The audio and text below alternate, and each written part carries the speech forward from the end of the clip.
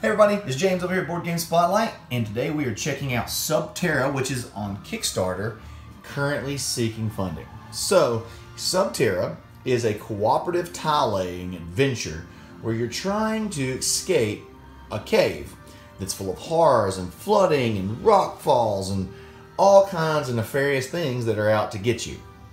So you're a team of different skilled individuals that have different abilities that are special to each player that can help you get out. You have a standard set of actions. So you would start on your start tile here, and you can see I've got a game set up where it's probably about 2 rounds in or so.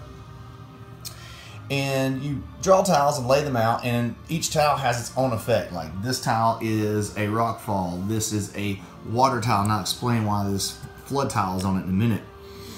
There are horror tiles where bad, ugly, monstery things come after you and underground. There's gas. There is also squeezes where it's really tight to get through and it's going to cost you some extra actions. Everything is based off of this deck of horrors, and this is kind of your round counter and timer.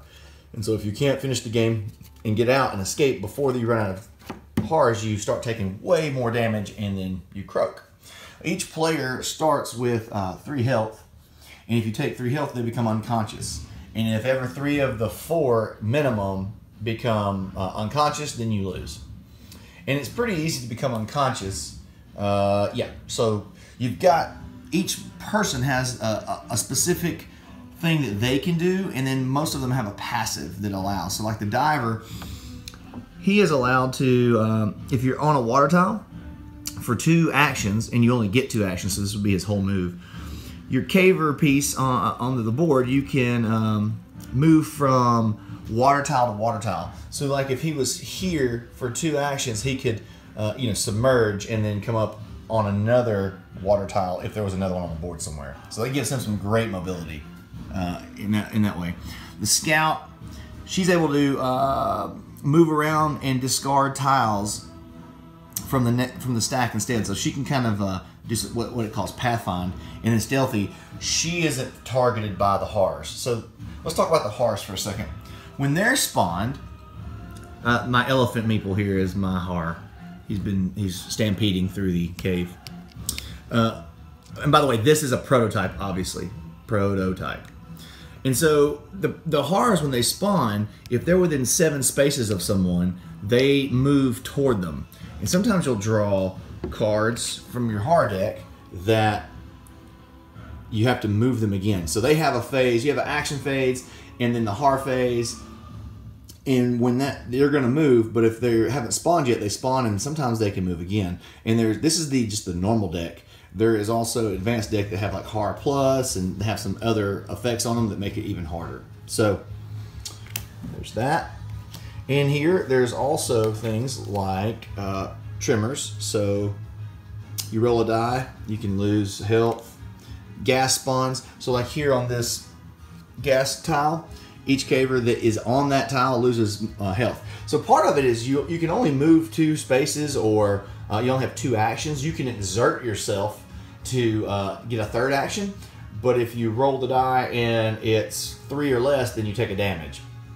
But you almost have to do that a lot of the time, because what will happen is there's an action for one that you would discover a tile and then move to it. So let's say that it was this little guy's turn right here. He discovers a tile and moves to it. So you move to it no matter what. Well, okay, that one's cool. That one's nothing. So that's one action. But if you do it again, you might end up on, let's see, let me show you, a horror. Well, you don't want to end your turn on a horror, because during the phase, if you are here and it spawns, if you ever share a tile with a horror at the same time, that player loses all health completely. So you don't want to end a turn there. So you end up having to exert yourself and usually sometimes take a lot of damage to get off that. So I think the key to this game is going to be strategically using the special abilities of the 4 people that you choose. There's 8 total. Let's see if I can get the glare off of this. The bodyguard, the leader, the medic, and the climber with the diver, the engineer, the geologist, and the scout. So you have some nice combos that you can make there out of that, and your exit tile is mixed into the last 6 tiles of the board. So you've got to survive and make it through. So if you can get to where that escape is at the end, and you can get your 4 meeples to the escape, then you get out and you make it. And so the game is cooperative, and you've got to work together. And so if someone gets knocked unconscious, you can move to that same tile with them and then spend some actions to give them a health and get them back up and moving. You want to probably stick together for the most part. You probably don't want to be similar to what this setup looks like, where everybody's spread out and all over the board in case someone gets knocked out or, you know, get away from a har. You can clear hars off the board if you can get more than 7 tiles away from them. So you also want to explore and press the cave out in many different ways, because a lot of times, even if you're pushing way out, it can get capped off by what you draw. So it's a fun little romp through.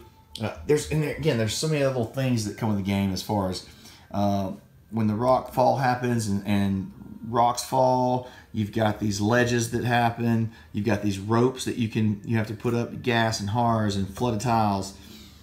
It's got all those things going on, and it's going to be a pretty difficult adventure.